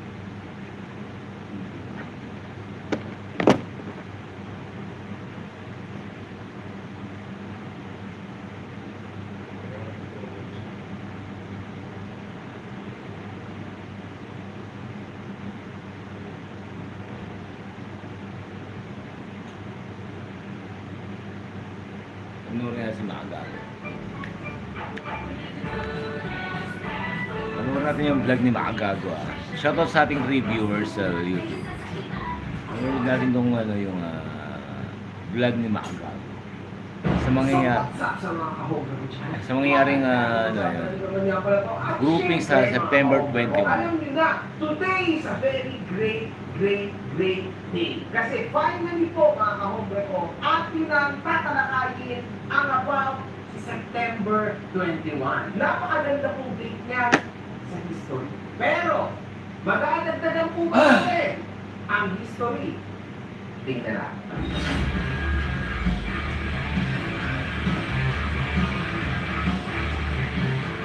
Kumakalat mo ba sa Facebook? Ipalo mo na ako. Ito ang page ko. Kumakalat ngayon ang mga bali-balita na magkakaroon ng rally sa Luneta Park ngayong September 21st, 2025 ng 9 p.m. Ito ay aksyong laban ng mga mamamayang Pilipino sa mga corrupt government officials na kinauukulan ng DPWH flood control project issues at iba't ibang mga senador at congressman na maybe maaari involved dito. Kanino? At saan nga ba ito nagsimula? Ang rally ay nagsimula sa pamumuno ng pag-post ng iba't ibang mga rapper, mga kahombre ko dito sa Pilipinas. Patunay, mga kahombre ko, meron pong patriotism na lumalabas sa bawat isa sa atin. And to tell you the truth, ito pong mga ito na gumawa na ng movement at talagang the end, no? Sa kanilang pagkainis sa sovereignty dito sa Pilipinas, ay gumawa na sila ng ganito. To the point na ito po yung pinakamagandang first step na pwedeng gawin ng isang mamamayang Pilipino upang ipakita ang tinatawag na patriotism. Sino ba naman ang tao dito sa Pilipinas na hindi gustong maging something great o maging karespeto naman ng Pilipinas sa ibang bansa? Naalala ko noong OFW days ko, mga kahombre ko, sobrang nakakahiyang maging Pilipino. Kasi automatically, kapag sinabing taga-Pilipinas ka, straight away, taga-linis ka ng kubeta. At mga kahombre ko, to tell you the truth, I was anyway proud. Kasi it doesn't matter. Ganun talaga, Pilipino ko. Ano gagawin ko? Inaasara ko ng mga tao. Oy, nani mo, naglilinis na ako na Totoo lang. Paano ko ba ito tatanggapin? In a positive or negative way? Positive way ko tinanggap. Kasi wala, ano gagawin, di ba? With a smile. Tulad ng Filipino, happiness. Kahit lubog na sa baha, nakangiti pa rin. Magkaka-leptospirosis na, nakangiti pa rin. Wala nang makakain mamaya dahil sa baha, nakangiti pa rin. Ngayon, mga kahombre ko, para sa akin, and I believe in this, big time, na ang bansang ito ay hindi mahirap. Ang bansang ito, mga kahombre ko, ay nagiging mahirap dahil sa tinatawag na mega corruption. Sobrang tinding corruption ito, mga kahombre ko. So sa halip na konting tagas, ang bansang Pilipinas po, napakalala po ng tagas, mga kahombre ko. Maladang ang tagas nitong bansang to. Kaya nakakaawa ang mga Pilipino na everyday, daily, mga kahombre ko, umaasa na magiging ayos ang kanilang mga buhay. But, no, hindi po nangyayari, mga kahombre ko. Kaya nakakaawa and nakakainis sa isang banda. Pero saludo sa mga ito. Ito po ay mga rapper na meron na napatunayan sa larangan at hindi lang, meron na din silang napatunayan sa mga tao, lalo na mga influencers, mga kahobre ko, na kinakailangan ng something na spark para umapoy. Salamat sa inyo kasi nagawa niyo yan. Okay? At totoo yung sinabi ng isa dito, wala kami doon para punitin ang sedula.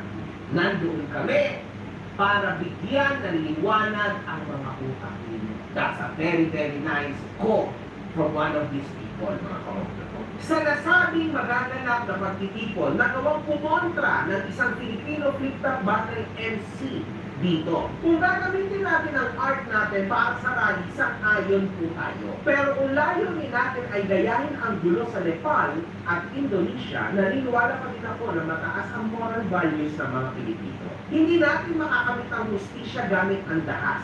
Mga magulang, bantayan po ninyo ang mga anak ninyo.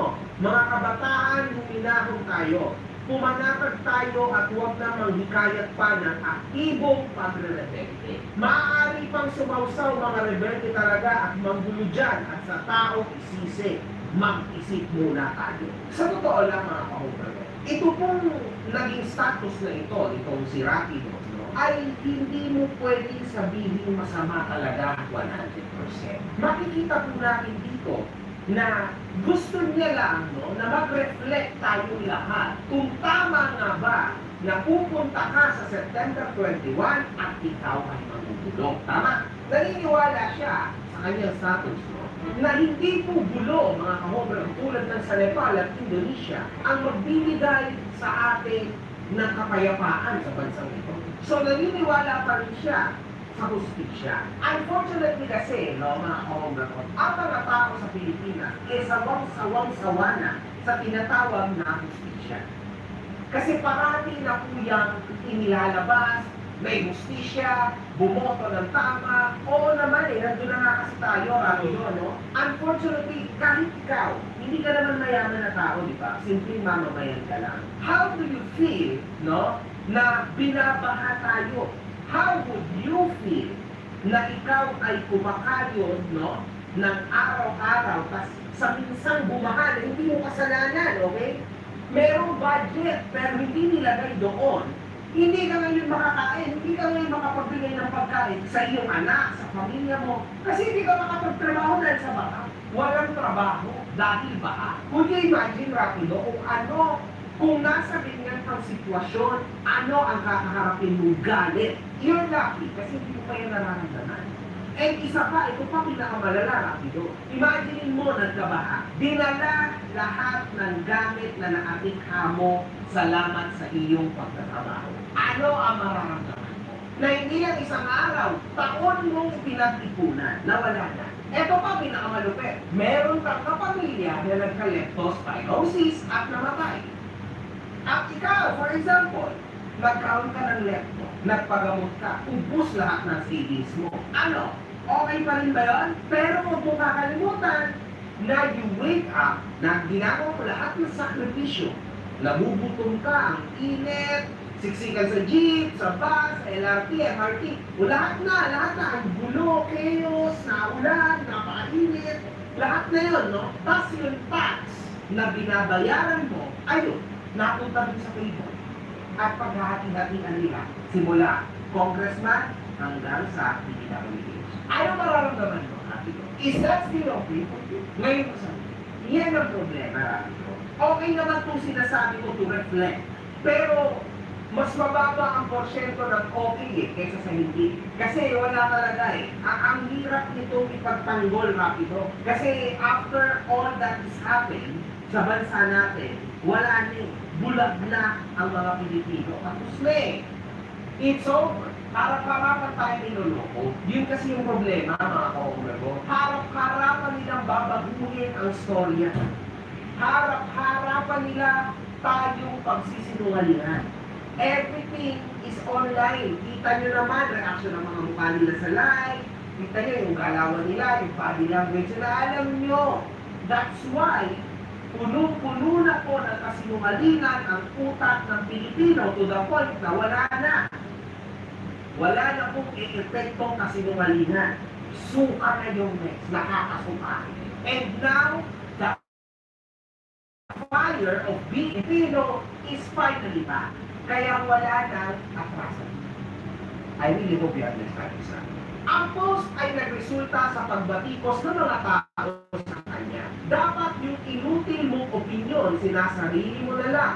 Kung gusto ng ibang rapper o kahit hindi rapper na kumalat sa maling sistema, huwag kang makialam sa kung anong hakbang ang gusto nilang gawin. Hirap sa'yo, wala ka nalang bilang sa eksena, wala pang sustansya pinagsasabi mo. Wala kaming respeto sa battle, lahat na tinahan ng di ba dapat.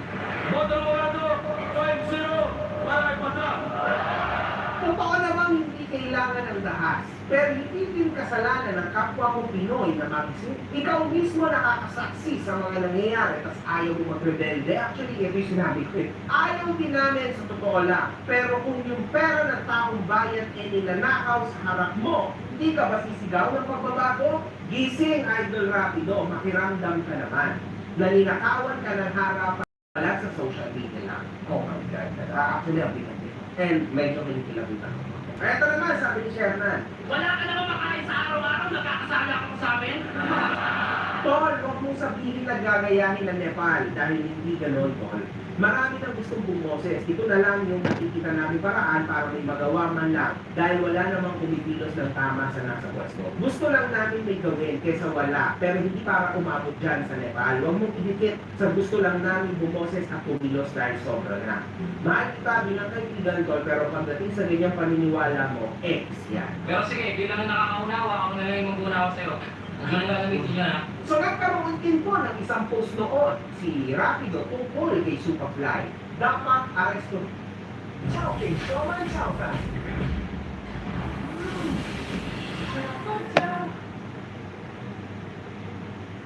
Arestuhin na to habang maaga. So, this guy is actually a snitch.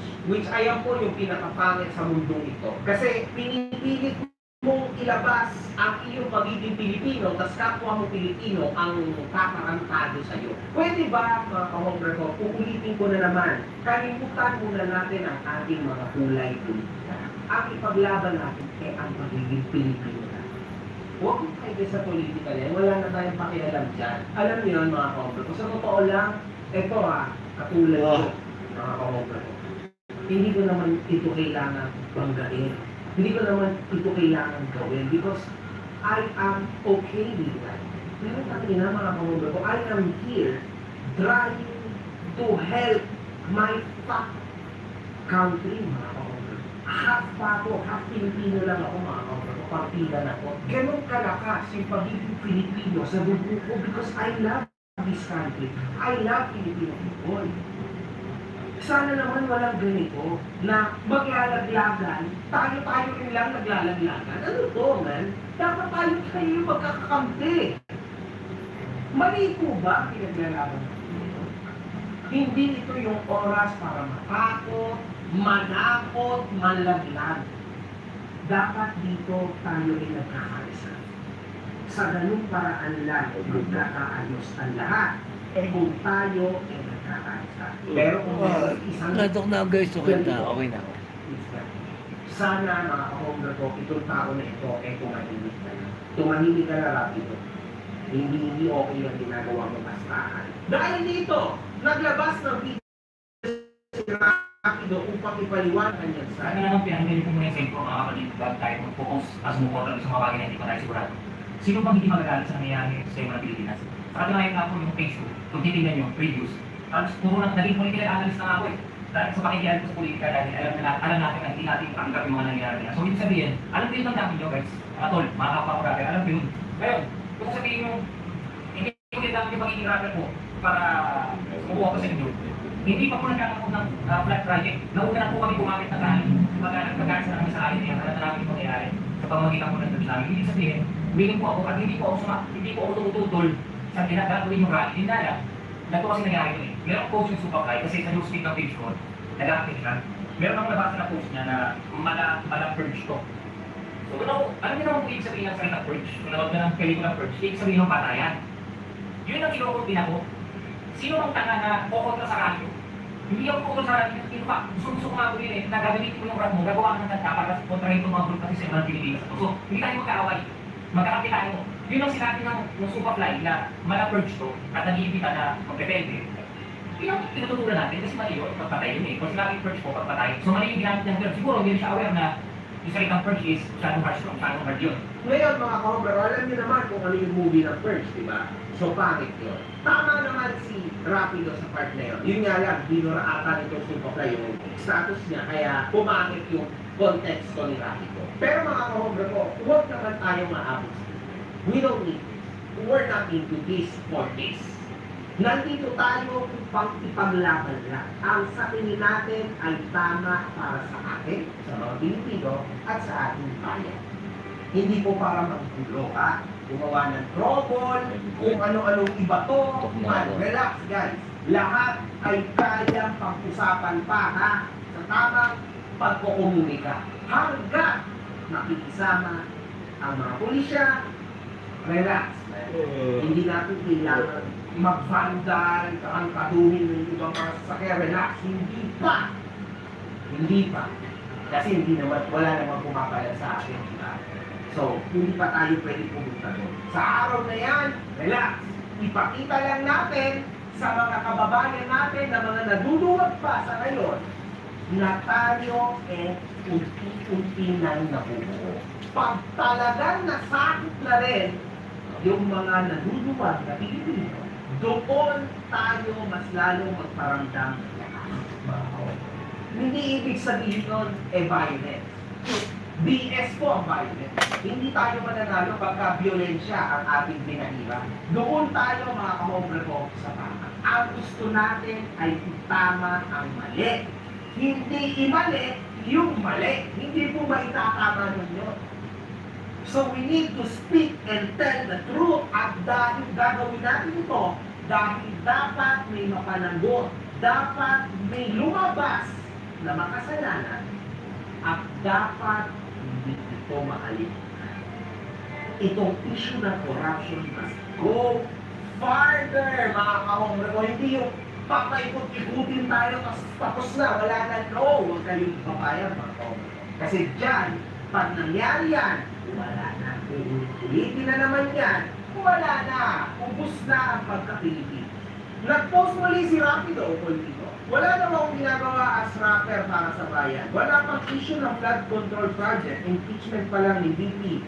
Kahit pagtawanan kami, isa ako sa nagpuyat, naglaan ng panahon para ipaglaban ang pagkakaisa laban sa maling sistema. Ngayon nahayag ang bulok ng sistema. Gusto nyo kumilos, sasabihin nyo, wala akong concern. Dahil lang tutol ako sa terminong purge. Okay na kami ni God. Salamat sa personal na pasahan ng mensahe. Nagkaunawaan tayo, pasensya na din kay Superfly, nagkaroon ng misconception. Gagamitin ko ang page ko, tutulong ako sa content, mailabas ang tunay na nangyayari sa ibig. Wala kaming pake, tinalo kami badar. So, ibig sabihin, alam niyo, ang babaw, mga kahombre ko. Anyway, ano po ba mga kahombre ko ang bakas para sa mga pupunta doon sa araw na ito? Tandaan niyo to mga kahombre kasi mahalaga to ha. Huwag puro puso. Langitan din ang puso. The primary law against inciting rebellion in the Philippines is Article 138 of the Revised Penal Code. This article penalizes anyone who incites others to commit rebellion or insurrection by means of speeches, writing, emblems, banners, or similar methods without personally taking arms or engaging in open hostility. The crime involves stirring up the public to overthrow the government through force without directly participating in the armed conflict. 8 taon mga kahombre ko ang bubunuhin mo. No way dito. Mahalaga yan mga kahombre ko. Tandaan yan. Before doing anything bad. Remember, nagkaroon ng isang protesta laban kontra katiwalian sa EDSA Shrine, QC, noong September 11, 2025. So nagsisimula na lahat mga kahombre ko. Sisimula na to. Ito pa po ang ibang legality. Rallies are legal in the Philippines. But a permit from the local government is generally required to hold one in a public place, while the right to peaceful assembly is constitutionally guaranteed. It is subject to reasonable regulation to maintain order. Rallies without a permit can be dispersed by police through some legal experts advocate for negotiation and calibrated force rather than immediate violence. See, pwede naman kung merong permit. Diba? So, mahalaga malaman natin to mga kongre ko kasi ayaw natin ng gulo after. Okay? Ang gusto natin, kasagutan after. Rallying without a permit in the Philippines can lead to criminal liability for the organizers. The Public Assembly Act, although individual participants in a peacefully rally are not criminally liable, violations include failing to secure a required permit or holding a rally in an unauthorized location. The Act also outlines the condition under which a permit can be denied, such as creating a clear and present danger to public order, safety, health, and morals. Mga kongre, hindi naman masama, no, na ihayag natin ang ating sayo. Pero, legit to, think before you make action. Because, mga kongre, kahit ganito ng pangit ang sistema at governance sa atin, there is a government. So, delikado ito. Kamakailan lang, may pumanaw na isang influencer na nagsasalita sa atin. Kita niyo yun, di ba? Kung nangyayari nga sa mga first world country, hindi ba yung pwede mangyari dito? So, inaanyayahan ko ang mga tao na a-attend dito. Nagabayan kayo na may kapal. Naintindihan naman natin. Naintindihan ko rin naman kung bakit hindi nagawa. This is for our future, para sa future ng mga anak natin. Pero, make sure na hindi kayo gagawa ng gulo doon. Kung magmamarcha, magmarcha lang. Pero hindi tayo pwede gumawa ng gulo, mga karombre ko. Hindi yun pwede. Hindi yun papasok sa moral ng pagiging Pilipino. No to violence, mga karombre. Pumunta tayo doon, ipakita natin ang ating plano. Pero hindi po violence. Pwede mo naman gawin yun by shouting, alam mo yun, by showing na galit ka talaga. The government is there. Pakikinggan na pakikinggan tayo, lalo na pag napakarami na natin na bumuboses. Hindi pwede ipagpaliban. Pero huwag tayo magpito.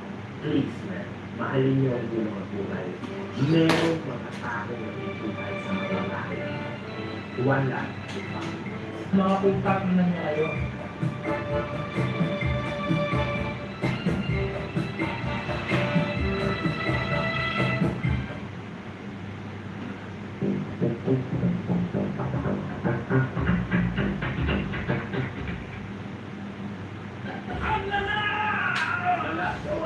There you go. Click here.